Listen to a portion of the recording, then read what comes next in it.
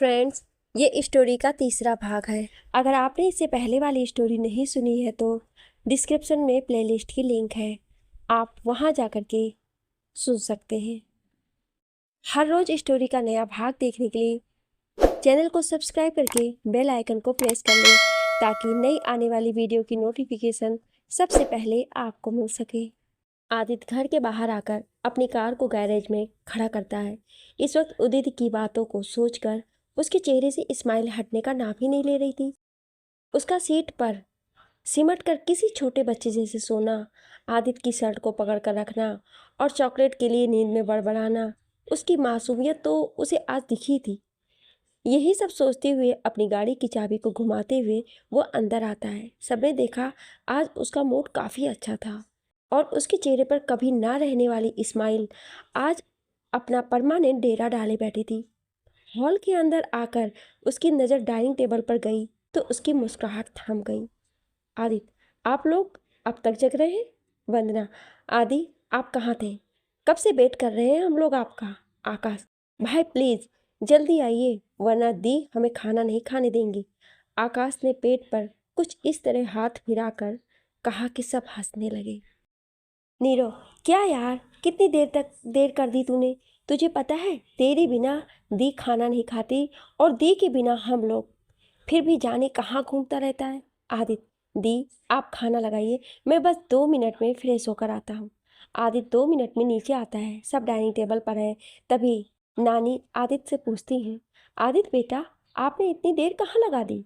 आदित्य, नानी आज ऑफिस में काम ज़्यादा था तो लेट हो गया।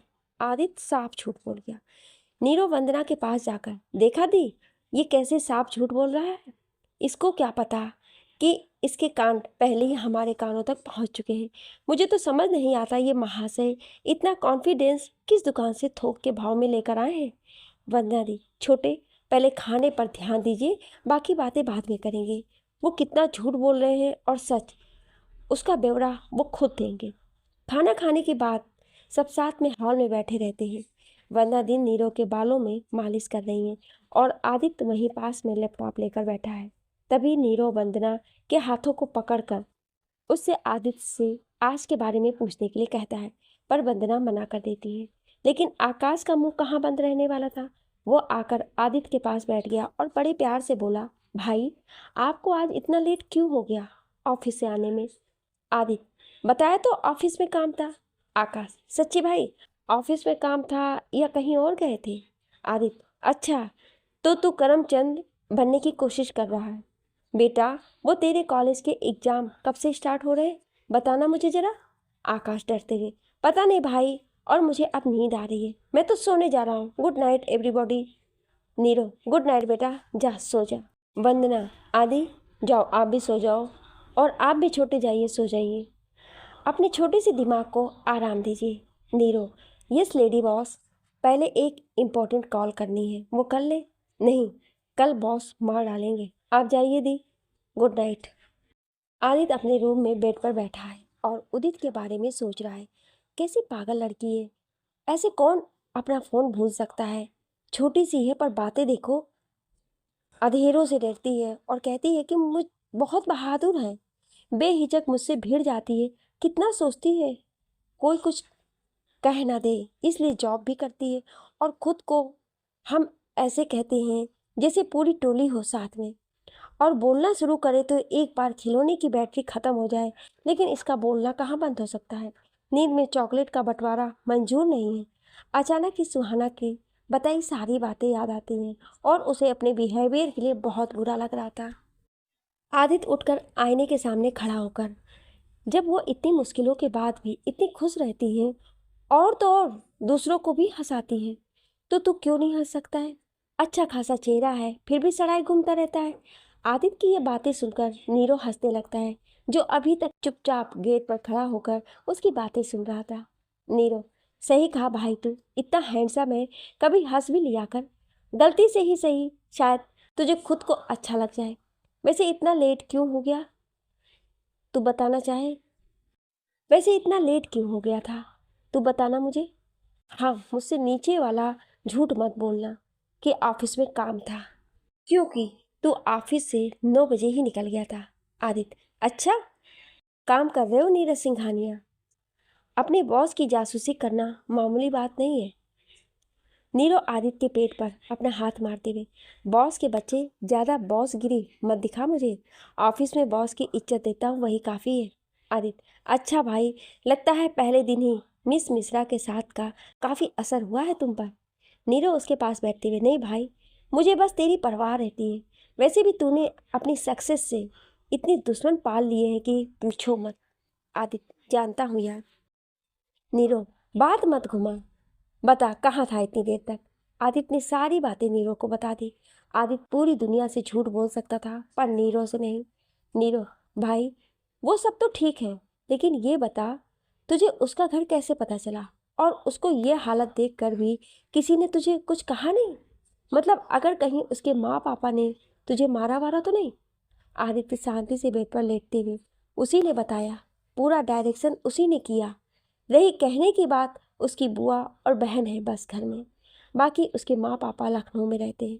सच कहूँ तो एक बार उसे ऐसे गिरा देख मैं डर गया था। होश में जितना ज़्यादा बोलती है, बेहोशी में उतनी ही मासूम लगती है, बिल्कुल एक बच्चे जैसी मासूम।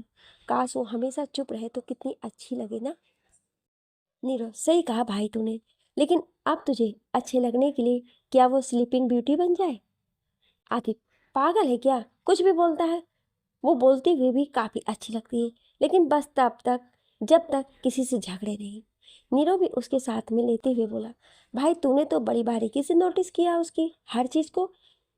ये बात बता, कहीं तुझे उससे प्यार तो नहीं हो गया है? ये सुनकर आदित्य की सांस रुक सी जाती है। वो उठकर बैठ जाता है और पानी पीते हुए कहता है, भाई कुछ भी बोलता है, पागल हो गया है क्या? मैं और प्यार, वो भी उससे? मतलब हाँ वो अच्छी है, इवन बहुत अच्छी है, लेकिन मैं उससे प्यार नहीं कर सकता। नीरव, हाँ तो क्यों करने वाला लगा उसे पसंद? कहाँ वो एक मिडिल क्लास लड़की और तू 1,000 करोड़ टर्नओवर वाली कंपनी का मालिक। उसकी आंखें देखिए कितनी अजीब है, बिल्कुल वंपायर जैसी। और उसके बाल, आज के टाइम में इतने बड़े बाल कौन रखता है? उसकी ड्रेसिंग सेंस कितनी लो क्लास है। सच कहूँ तो मुझे वो बिल्कुल भी पसंद नहीं है। मतलब बिना जाने समझे कौन ऐसे किसी से भी झगड़ सकता है? और खुद को हम तो ऐसे कहते हैं जैसे किसी रियासत की राजकुमारी हो। मैं तो उसकी मदद इसलिए कर रहा हूँ क्योंकि बी उसे पसंद करती है। नीरव आदित्य को उकसा रहा था। ये सब सुनकर आदित्य को गुस्सा आ जाता है। उसने नीरव की तरफ देखकर कहा, क्या बोल रहा है भाई, तू इसे पसंद नहीं करता तो उसके साथ ऐसे दोस्ती का दिखावा क्यों कर रहा है? वो पहले ही बहुत दुखी है, कहीं तेरा ये नाटक उसे अच्छे लोगों पर से भरोसा हटाने पर मजबूर ना कर दे। भले ही वो मिडिल क्लास है, लेकिन अपनी बातों से जो खुशी वो लोगों को देती है, लोगों को, वो मैं करोड़ों रुपए देकर भी नहीं दे सकता है। उसकी आंखें अजीब नहीं बहुत प्यारी हैं, पर उनमें पता नहीं क्यों एक उदासी दिखाई देती है। उसके बाल बहुत अच्छे लगते हैं, रूपांजल जैसे। वो अगर खुले हो तो ऐसे लगता है जैसे सुनहली रेत बिखरी हो। उसकी हंसी किसी भी उदास इंसान की आंखों में चमक ला दे। वो किसी राज की राजकुमारी हो ना हो, लेकिन अपने घर की प्रिंसेस जरूर है। कहते हुए आदित्य उदित के बारे में ही सोचने लगता है। नीरव ने आदित्य को गले लगकर कहा, you love her my sweet brother. मेरे भाई, तुम्हें प्यार हो रहा है उस लड़की से? ये मैजिक कैसे हुआ, कब हुआ, नहीं पता, लेकिन इतना जानता हूँ बस हो गया है। आदित्य, नीरव बस कर यार, मुझे नहीं पता ये प्यार है या कुछ और, क्योंकि मुझे रिश्तों और एहसासों के बारे में इतना नहीं पता। अगर कुछ जानता हूँ तो बस इतना ही, जब सुहाना दी ने मुझसे कहा कि उदित अभी तक घर नहीं पहुँची, तो एक अजीब सा एहसास हुआ, जैसे मुझे सांस ही नहीं आ रही है, या फिर जैसे मेरा कोई अपना खो गया हो। जब तक मैं उस तक नहीं पहुँचा, मेरा पूरा शरीर काँप रहा था। जब उसे बेहोश देखा तो एक पल के लिए तो मैं थम ही गया था। मुझे लगा कि मेरी दुनिया ही खत्म हो गई है। ये एहसास पहले कभी किसी के लिए नहीं हुआ मुझे। मैं सारे रास्ते सिर्फ उसे ही देखते हुए आया। मैं इन एहसासों को कोई नाम नहीं देना चाहता, लेकिन मुझे डर है, मैंने इन्हें नाम दे दिया तो मुझे इस रिश्ते से उम्मीदें हो जाएंगी। और अगर कभी उदित की नफरत मेरे लिए कभी कम नहीं हुई तो मैं टूट जाऊंगा। और तुम जानते हो मुझे ये सब नहीं पसंद। नीरव आदित्य के कंधे पर हाथ रखकर, भाई प्यार ऐसे ही होता है, हमें पता भी नहीं चलता और कोई अजनबी अचानक से हमारा अपना बन जाता है। उसको दर्द में देखकर हमें दर्द होता है। रही बात उदित की तुमसे नफरत करने की, तो वो तुमसे नफरत नहीं करती। तुम्हें क्या, वो तो अपने दुश्मन से भी नफरत नहीं कर सकती। वो अच्छी है, बहुत ही ज़्यादा अच्छी। आदित्य नीरो के हाथ को कंधे से हटाते हुए, बस कर, अब ज़्यादा लव गुरु ना बन। ऐसे लग रहा है जैसे खुद किसी से बड़ी शिद्दत से प्यार किया हो। नीरो सुहाना की आवाज़ की याद करके, अभी तक तो नहीं हुआ था, पर अब लगता है कि बस हो गया है। आदित्य, किससे भाई? नीरो, अभी तो बस आवाज़ सुनी है। जिस दिन मिलूंगा सबसे पहले तुझे ही बताऊंगा, वादा है मेरा। वैसे अब मैं सोने जा रहा हूँ, कल उदित जी से भी मिलना है। कहते हुए नीरव आदित्य के बेड पर लेट गया। आदित्य, तू अपने कमरे में जाकर सोना, मुझे जल्दी सोना है। कल उसे सारी भी तो बोलना है। आखिर उसे बेवजह इतना हर्ट जो किया है। नीरव, तू और सॉरी? देखते हैं बेटा, क्योंकि तू भी रहेगा और मैं तो हूँ ही यही। आदित्य, देखते हैं बेटा, क्योंकि कल तो मैं इसे सॉरी बोल के रहूँगा। कहते हुए आदित्य तकिया उठाकर नीरव को मारता है। और हाँ, अब निकल यहाँ से। आज मैं अपने कमरे में अकेले सोऊंगा। नीरो लेटे लेटे ही, दोस्त दोस्त न रहा, प्यार प्यार न रहा, जिंदगी अब तेरा एतबार न रहा। आदित्य, ओ बेसुरे, सो जा और मुझे भी सोने दे।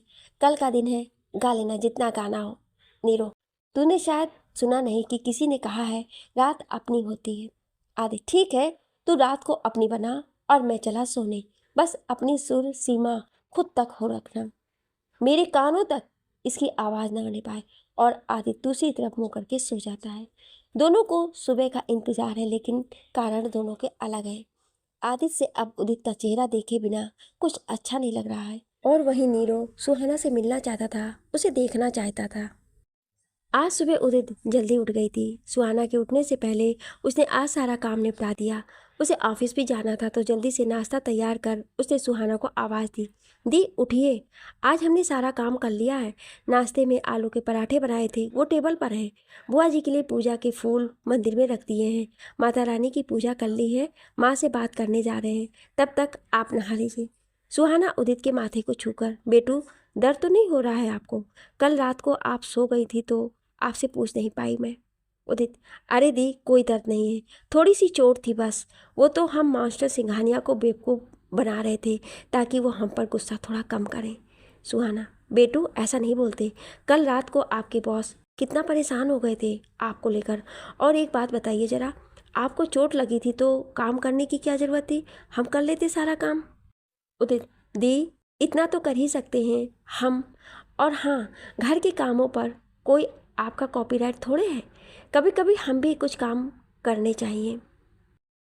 वैसे भी आप अकेले सारा काम करती रहती हैं। सुहाना ने उदित को ऐसी जिम्मेदारी से काम करते देखा तो वो खुश हो गई। उसकी आंखों में खुशी के आंसू आ गए। जब उदित ने देखा तो हंसते हुए सुहाना के आंसू पोंछे और कहने लगी, दी इतनी जल्दी इमोशनल ना हुआ कीजिए। काम कर दिया है, पर आपको परेशान करने के लिए हम तो हैं ही हैं। सुहाना कुछ बोले उसके पहले ही, हाँ पता है, अब आप कहेंगी ये खुशी के आंसू हैं। दी, कभी कभी हमें इन आंसुओं पर भी डाउट होता है कि ये किसके सगे हैं, मतलब हमेशा निकल आए, चाहे दुख हो चाहे सुख। सुहाना, अरे ऐसा आपको क्यों लगता है दादी माँ? उदित, दी जब हम दुखी होते हैं तब भी आ जाते हैं, और जब हम खुश होते हैं तब भी आ जाते हैं। हम तो समझ ही नहीं पाते। उदित माथे पर उंगली रखकर सोचने की एक्टिंग करती है। इस वक्त वो इतनी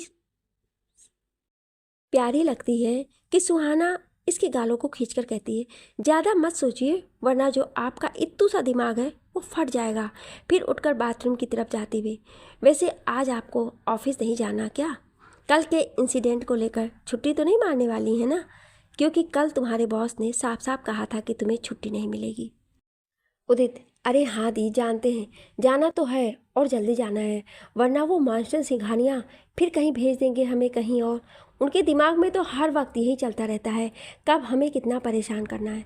सच कह रहे हैं माता रानी, अगर एक खून माफ़ कर दे फिर कुछ सोच के। नहीं नहीं, ज़्यादा बोल गए, हम किसी का मर्डर नहीं कर सकते, हम मॉन्स्टर थोड़े हैं।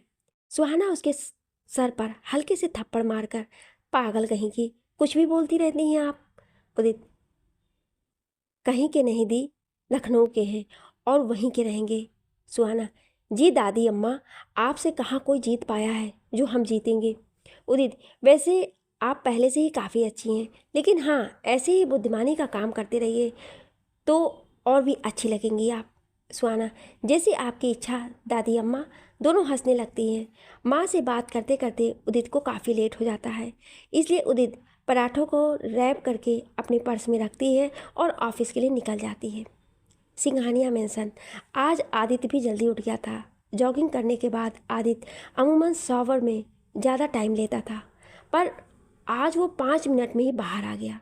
जल्दी से तैयार होकर आज वो डाइनिंग टेबल पर था, वरना जब मंदिर से आई तो आदित्य को इतनी सुबह जगह देखकर हैरान हो गई। वरना आदित्य के पास जाकर, आदि सब ठीक है ना? आज इतनी जल्दी उठ गए आप? तबीयत तो ठीक है ना आपकी? आदित्य वंदना को बिठाते हुए, हाँ दी, वो सुबह नींद जल्दी खुल गई थी तो उठ गया। अब सोच रहा हूँ ब्रेकफास्ट कर लूँ। आज आप आलू के पराठे बना दो ना प्लीज़। वंदना हैरान थी और साथ में खुश भी। वो बस एक टक आदित्य को देखती रह गई।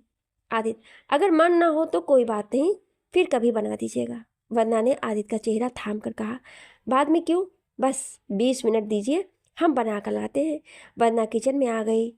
आज जाने कितने वक्त बाद आदित्य ने अपने मन से कुछ कहा था। ऐसी जिद आदित्य अक्सर बचपन में करता था। वंदना ने जल्दी से पराठे बनाए, तब तक बाकी सब भी आ गए थे। नीरो तो पराठों को देखकर इतना खुश हुआ कि वंदना को गोद में उठा लिया। वंदना नकली गुस्सा दिखाते हुए, छोटे नीचे उतारिए, नहीं तो एक भी पराठे नहीं मिलेंगे। नीरो, सॉरी दी, आपके हाथों के पराठे देखकर तो थोड़ा एक्साइट हो गया था बस। आकाश, वाह दी, क्या पराठे हैं।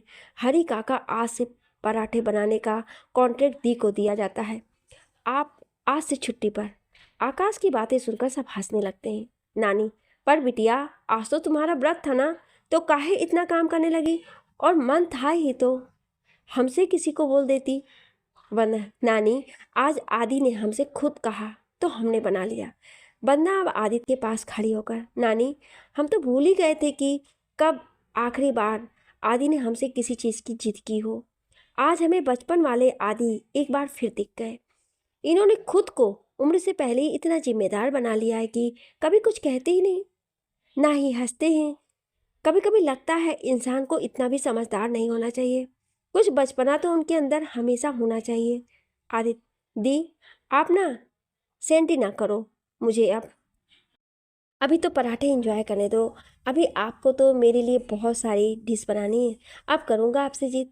नीरू और आकाश साथ में, हाँ भाई ज़रूर करना, तेरे साथ हमें भी मिल जाएगा, वरना हमें कौन प्यार करता है। वरना आप तीनों हमारी जान हो, आप में से एक भी अगर ना हो हमारे साथ तो ये फैमिली इनकम्प्लीट है।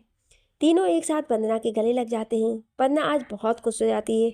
तभी नीरू वंदना के कंधे पर ही हाथ रखकर, दी, वैसे हम आपकी जान है तो जीजू क्या है? वंदना, छोटे, आप बहुत बदतमीज हो गए हैं। नीरू, हाँ दीदी, वो तो हो गए हैं। एक काम कीजिए, हमारी शादी कर दीजिए, शायद सुधर जाए। वंदना नीरू के गाल पर हल्के से एक थप्पड़ मार के उसके कान खींचती। अच्छा जी, शादी करनी है आपको, अभी कराते हैं, कहते हुए नीरू के पीछे दौड़ती है। नीरू, दी, हमें बाद में मान लीजिएगा, ये तो बताइए जीजू कब आएंगे मुंबई से? कहीं दूसरी दी तो नहीं ढूंढ ली है उन्होंने? नीरो वंदना के पास आकर उसके गाल खींचता है। वंदना, आज ही आएंगे और दूसरी ढूंढ ली होगी तो आप तीनों किस मर्ज की दवा है ना? तीनों भाई एक साथ सैल्यूट पोज में खड़े हो जाते हैं। Of course the, any time. उन सबको यूं देख के मामी और नानी मन ही मन खुश हो रही हैं। आदित्य, नीरो ऑफिस भी जाना है। आकाश, चलो मैं तुम्हें कॉलेज ड्रॉप कर दूंगा वैसे ही। आकाश को कॉलेज छोड़कर दोनों ऑफिस के लिए चले जाते हैं। उदित ने आज आदित्य का केबिन एकदम अच्छे से सेट कर दिया था। जिस जिस चीज़ की ज़रूरत थी सब वहाँ रख दी थी। आज के क्लाइंट की सारी फाइल टेबल पर ही थी। आदित्य की ब्लैक फिल्टर कॉफ़ी वही केतली में थी। आज उदित कोई डांट नहीं सुनना चाहती थी। तभी आदित्य ऑफिस में आता है। आदत के कारण वो सीधे ही केबिन में आता है और उसकी नज़र वहीं खिड़की के पास खड़ी उदित पर जाती है। उदित ने अपने बालों को एक साइड करके बांधा था और कुछ बाल उसके चेहरे पर उड़ रहे थे। आदित्य उदित को देखता ही रह जाता है। तभी उसे कप की आवाज़ आती है जो अभी उदित ने रखा था। उदित, सर वो आपकी कॉफ़ी। आदित्य, ठीक है मिस मिश्रा, चोट कैसी है अब आपकी? Udit, good sir, now I am feeling good. Aditya, good, आप मुझे हरिओम कंस्ट्रक्शन की फाइल दे दीजिए। उदित रॉ से निकाल कर फाइल आदित्य को देती है। आदित्य, मिस मिश्रा सारे डिपार्टमेंट हेड्स को मीटिंग रूम में आने के लिए कहिए, आज हमारी इम्पोर्टेंट मीटिंग है।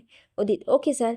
उदित नीचे रिसेप्शन के पास आकर सारे ऑफिस हेड्स को कॉल करके मीटिंग रूम में आने को कहती है।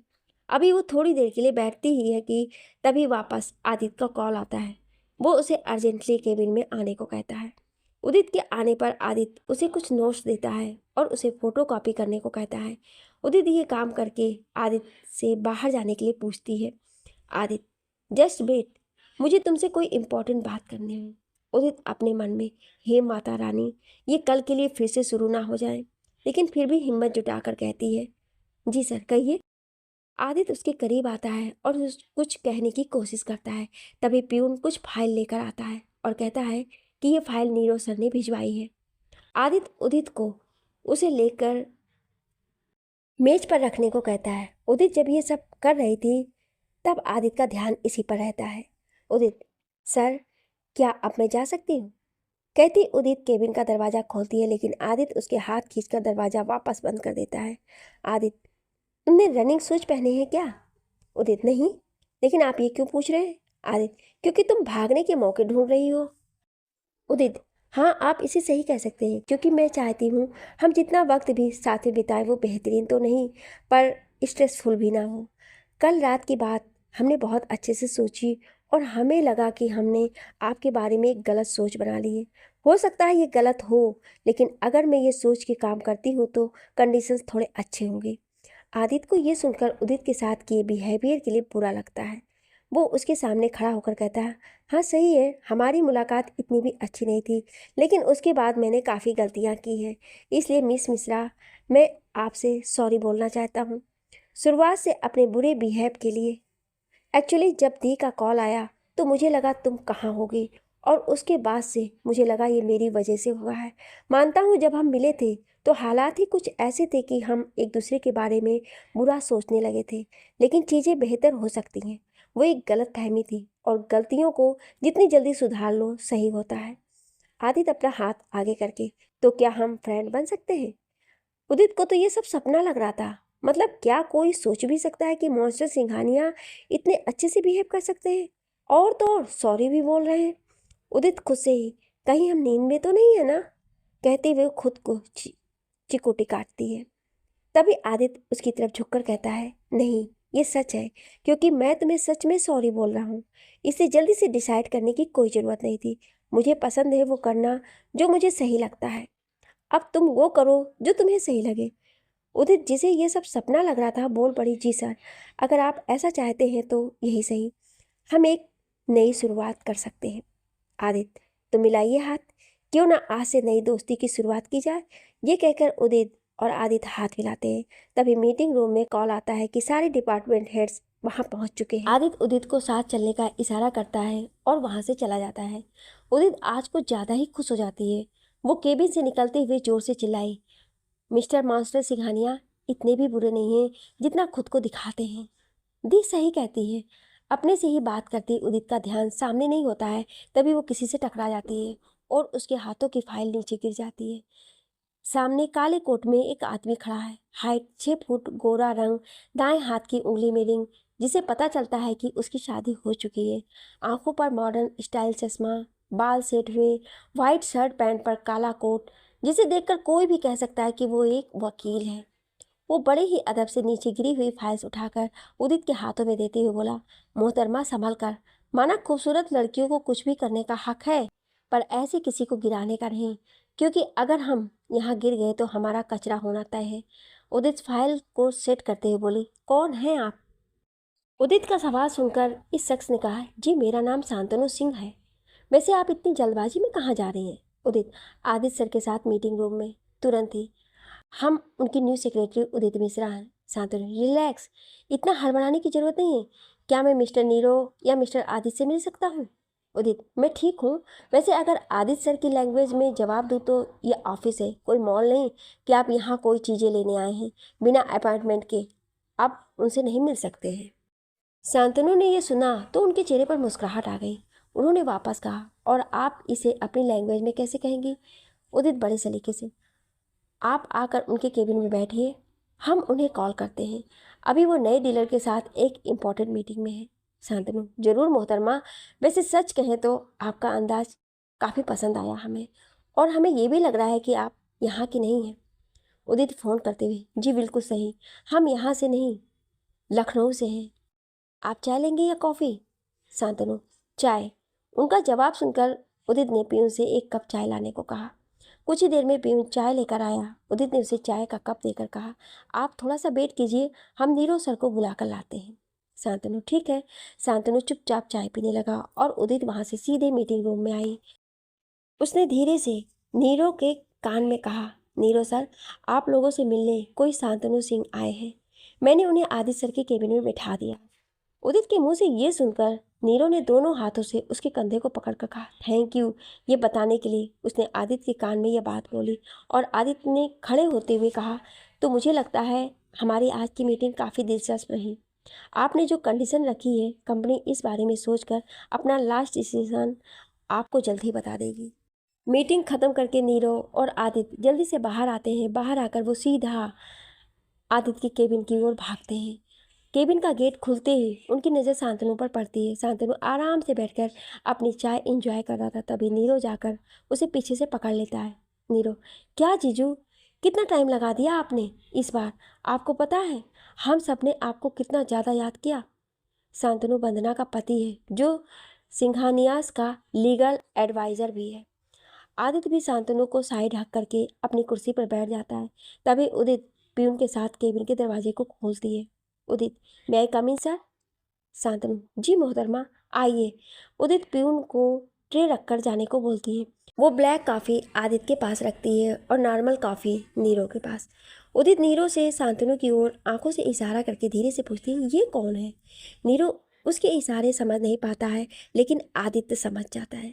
आदित्य, मिस मिश्रा, ये है शांतनु सिंह, हमारी कंपनी के लीगल एडवाइज़र, और मेरे जीजू। और जीजू, ये है मिस उदित मिश्रा, मेरी न्यू सेक्रेटरी। शांतनु उदित की तरफ अपना हाथ बढ़ाता है, और पर उदित हमेशा की तरह हाथ जोड़ के नमस्ते बोलती है। तो नीरो और आदित्य मुस्कुरा देते हैं।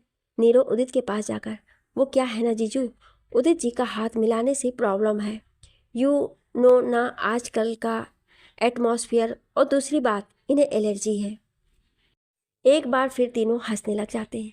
उदित छेप जाती है। उसे ऐसा देखकर शांतनु सब कुछ चुप करा देता है। उदित से कहता है, माफ़ कीजिएगा, ये सिर्फ एक मजाक था। वैसे आपसे मिलकर अच्छा लगा, ऐसा लगा कि आप भी हमारी जैसी हैं। वैसे आप लखनऊ में कहाँ से हैं? उदित, गोमती नगर। वैसे आप जैसे कि क्या मतलब था, हम समझे नहीं। नीरो, अरे ये लखनवी शायर हैं उदित जी, आपके ही रिश्तेदार लगते हैं, क्योंकि इन्हें भी हम की आदत है। अब हंसने की बारी उदित की थी। उदित, दी ने बताया तो था, पर हमें याद नहीं था। हमें भी आपसे मिलके अच्छा लगा सर।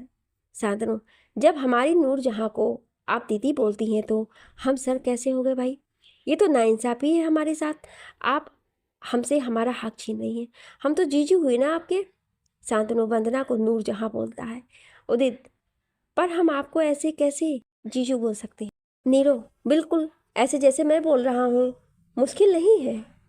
देखो जीजू, नीरो जीजू बोले दिखाता है। अब तुम बोलो। नीरो की इस हरकत से एक बार केबिन में फिर से हंसी की आवाज़ भर जाता है। कुछ देर रुकने के बाद शंतनु घर चले आते हैं और बाकी सब भी अपने वर्क पर। आदित्य ऑफिस में बैठ के उदित के बारे में सोच रहा है, ये लड़की है या जादू? कोई एक बार इससे बात कर ले, बस उसे अपने आप पसंद आ जाती है। डरते हुए ही सही, पर जो बात कहनी है कहकर ही दम लेती है। तभी आदित्य को वंदना का फ़ोन आता है। आदित्य, हाँ दी बोलिए, कुछ काम था? वंदना, आदि, क्या आप उदित जी को थोड़ी देर के लिए घर भेज देंगे क्या? एक्चुअली हमें मार्केट जाना था, कल तीज के लिए सामान लाना है, और घर पर नानी मामी भी नहीं है। आदित्य, जरूर दी, मैं अभी भेज देता हूँ। वंदना, थैंक्स आदि। आदित्य, यही तो मेरा काम है दी, आपकी बात मानना। तो no next time, no thanks. Vandana, okay. Aditya नीरो और उदित को केबिन में बुलाता है। आदित्य, नीरो, तुम उदित को लेकर घर जाओ। फिर उदित की ओर देखकर, मिस मिश्रा दी को आपसे कुछ इम्पोर्टेंट काम है, तो आज आपको घर जाना होगा। नीरो और उदित घर जाते हैं। वंदना नीरो और उदित के साथ सारा सामान लाती है। तब तक शाम हो जाती है। वंदना, उदित जी, कल आप ऑफिस नहीं जाएंगी, कल आप यहाँ आएंगी। यही कल के लिए आपका ऑफिस होगा। और हाँ, बुआ जी और सुहाना जी को भी बोल दीजिएगा कि कल की तीज वो यहाँ ही मनाए। उदित, ये सब तो ठीक है दी, लेकिन सर। नीरव, आप उसकी टेंशन मत लीजिए, वो मैं देख लूँगा। उदित, ठीक है दी, तो हम कल आते हैं। नमस्ते। उदित जाने के लिए मुड़ती है तो वंदना उसे रोक कर कहती है, वंदना वेट उदित, नीरो तुम्हें घर तक छोड़ देगा। पहले तो उदित मना करती है, फिर वंदना के जोर देने पर मान जाती है। नीरो और वंदना घर के लिए निकलते हैं। दोनों चुप रहते हैं, लेकिन उदित ज़्यादा देर तक चुप नहीं रह पाती है। उदित, आप लोग इतने चुपचाप क्यों रहते हैं? नीरो, चुपचाप और मैं? बिल्कुल गलत इल्ज़ाम है आपका उदित जी। ये डिपार्टमेंट आदित्य का है, मेरा नहीं। दोनों हाई फाई करते हैं। उदित, पर वो जितने बुरे हमें पहली मुलाकात में लगे उतने बुरे हैं नहीं। और तो आज उन्होंने हमें सॉरी भी बोला, इतनी मुश्किल से, ऐसा लग रहा था जैसे पहली बार बोल रहे हो। वैसे नीरो को ये बात पता थी, फिर भी उसने चौंकने का नाटक किया। नीरो, सच्ची? उसने आपको सॉरी बोला? मुझे तो सपना सा लग रहा है। और ये सच है, वो किसी को सॉरी कभी नहीं बोलता, भले से ही गलती उसकी ही हो। उदित, शायद उन्हें आज अपनी गलती का एहसास हो गया। हम तो एक बात मानते हैं कि जब आप गलत हो तो तुरंत सॉरी बोल देना चाहिए। एक सॉरी से क्या जाता है अगर रिश्ते बच जाए तो। नीरव, सही कहा आपने, लेकिन आदित्य इन बातों में यकीन नहीं करता है, कम से कम आज के पहले तो कभी नहीं। दरअसल उसे सॉरी बोलना पसंद ही नहीं है।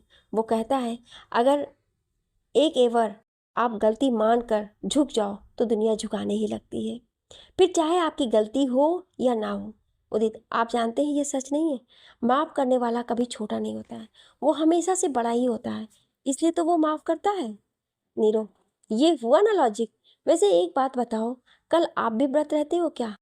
उदित, हाँ, हम और हमारी दी तो बचपन से रहते हैं, पर शाम तक हमारा बुरा हाल हो जाता है। नीरो, क्यों? उदित, अरे हमसे भूख नहीं बर्दाश्त होती है ना। अब दोनों हंसने लगते हैं। तब तक उदित का घर आ जाता है। उदित नीरो को घर में लेके जाती है। नीरो बुआ को पैर छूकर नमस्ते बोलता है। तभी उसे सुहाना की आवाज़ आती है, जो कि किचन में, बेटू आप आ गई? आज जल्दी छोड़ दिया क्या आपके मॉन्स्टर सिंघानिया ने? हमने तो पहले ही बोला था कि वो अच्छे हैं, पर आप तो। अचानक नीरो को देखकर वो चुप हो जाती है। तभी उदित भागती हुई आती है। उदित, क्या दी? कुछ भी बोलते हो नीरो, आप दी की बातों पर ध्यान मत दीजिएगा। उदित नीरो से बोलते हुए सुहाना को देखने लगी, जैसे कह रही हो क्या दी, लेकिन नीरो को कुछ सुनाई नहीं दे रहा था। वो तो बस सुहाना को ही देख रहा था। कद में उदित के बराबर ही, गोरी, लंबे बाल, जिसे चोटी की हुई, काजल लगी बड़ी आंखें, चूड़ीदार सूट, कंधे पर एक कपड़ा, शायद किचन में कुछ काम कर रही थी, माथे पर हल्का सा आटा लगा हुआ। उदित नीरो को पुकारती है, पर नीरो मंत्रमुग्ध सुहाना को देख रहा है। सुहाना चुप हो गई थी, लेकिन उसकी आवाज़ अभी भी नीरो के कानों पर घूम रही थी। सुहाना का वो हड़बड़ाया चेहरा अब भी उसकी आंखों के ठीक सामने था। बुआ ने 2-3 बार नीरो को आवाज़ दी, लेकिन इसे कुछ भी सुनाई नहीं दिया। तो बुआ जी थोड़ा तेज से बुलाती, बेटवा सुनिए। नीरो हड़बड़ा कर, जी बुआ। बुआ जी, बेटवा कुछ खा पी लीजिए, पहली बार घर आए हैं। नीरो, नहीं बुआ जी, फिर कभी। और वैसे भी दी वेट कर रही होंगी। एक बात और है, कल दी ने आप सबको घर बुलाया है। पता नहीं उदित जी बताती या नहीं, इसलिए मैंने ही बता दिया है। उदित, आप सुबह ही आ जाइएगा, तैयारियां भी करनी होगी। अब मैं चलता हूँ। नमस्ते बुआ जी। नमस्ते सुहाना जी। बुआ, नीरो बेटवा, फिर आइएगा। नीरो, जरूर बुआ जी, अब तो आना जाना लगा रहेगा। नीरो घर के बाहर आ जाता है और घर के लिए निकल जाता है। नीरो की नज़रों के सामने बार बार सुहाना का चेहरा ही घूम रहा था। वो चाह कर भी उसे अपने जेहन से निकाल ही नहीं पा रहा था। वो इस पल के बारे में, जब उसने पहली बार सुहाना की आवाज़ सुनी थी, थोड़ी दूर पर जाके नीरो कार रोक देता है और कार से बाहर निकलकर पागलों जैसे दमवे करने लगता है। इसी खुशी में वो आदित्य को कॉल करता है। आदित्य, हेलो नीरो भाई, कहाँ है तू? कितना देर लगेगी आने में? नीरो, जल्दी नहीं आ सकता भाई। आदित्य, तू ठीक तो है ना? उदित कहाँ है? कहीं कुछ हुआ तो नहीं? नीरो, नहीं भाई, उसे उसके घर सही सलामत छोड़ कर आया हूँ, लेकिन उसके घर जाकर मुझे मेरी ज़िंदगी की सबसे बड़ी खुशी मिल गई। आई एम इन लव भाई, मुझे प्यार हो गया है, तेरे भाई को प्यार हो गया है। नीरू वहीं खड़े होकर जोर जोर से चिल्लाने लगता है। हाईवे पर इस वक्त ज़्यादा लोग नहीं थे, लेकिन जो एक आध लोग थे वो भी इसे ऐसे देख रहे थे मानो वो कोई पागल हो। नेटवर्क वीक होने की वजह से आदित्य को ठीक से सुनाई भी नहीं दिया। आदित्य, भाई तू क्या बोल रहा है? मुझे कुछ समझ नहीं आ रहा है। किसको क्या हो गया? और अगर तू वापस से प्यार मोहब्बत की बात दोहराने वाला है तो प्लीज़ मुझे नहीं सुननी, क्योंकि मुझे ऐसा कुछ नहीं हुआ है। नीरो, भाई मैं तेरी बात कर भी नहीं रहा। आदित्य, तो किसकी बात कर रहा है? नीरो, यार लाइफ सेट हो गई अपनी, मुझे प्यार हो गया है मेरे भाई। सिर्फ उसकी आवाज़ से ही नहीं, बल्कि पूरा का पूरा उसे देख कर आ रहा हूँ। बेहद खूबसूरत और संजीदा है वो। आदित्य, कहीं तू उदित के बारे में तो नहीं सोच रहा? गलती से भी हाँ मत कह देना, मार कर लाश कहाँ छुपाऊंगा, कुत्ते भी नहीं ढूंढ पाएंगे। नीरो, पहली बात यहाँ उदित की नहीं, उसकी बहन की बात हो रही है। दूसरी बात, तूने अभी कहा कि तुझे उदित से कोई फर्क नहीं पड़ता, तो मेरे ये कहने पर तुझे इतनी तेज मिर्ची क्यों लग रही है? आदित्य, ठीक है सॉरी, कुछ तो खास है उसमें, लेकिन अभी तू अपनी बता, कौन है वो लड़की? आपको इस कहानी की एक बात जो बहुत इम्पॉर्टेंट है वो ये है कि उदित और आदित्य की माँ सहेलियाँ थी, और जब उनका एक्सीडेंट हुआ था तब वो दोनों अपने पतियों के साथ किसी की शादी में जा रही थी। दोनों के पेरेंट्स ने अपने बच्चों को एक साथ छोड़ा था, लेकिन उन दोनों को तो ये पता तक नहीं था कि दोनों बचपन के साथी थे। आदित्य जिसे उदित बचपन में अकड़ू बोलती थी, और आदित्य उदित को नकचढ़ी, पर दोनों को ये बात नहीं पता थी। आदित्य को तो फिर भी उदित अपनी सी लगती थी, पर उदित वो जैसे उसे देखते ही चिढ़ जाती थी। उसकी नज़रों में इस वक्त आदित्य सिर्फ एक मॉन्स्टर था जो लोगों को सिर्फ परेशान करना आता है। पर उनकी किस्मत उन्हें मिलाने के लिए अपनी कलम चला चुकी है। बस अब देखना ये था कि किस्मत इन दोनों को एक करती है या मिलाकर जुदा कर देती है हमेशा के लिए। जानने के लिए सुनिए अगले भाग में। क्या आप अगला भाग सुनना चाहते हैं तो कमेंट में यस जरूर लिखिएगा। Thank you.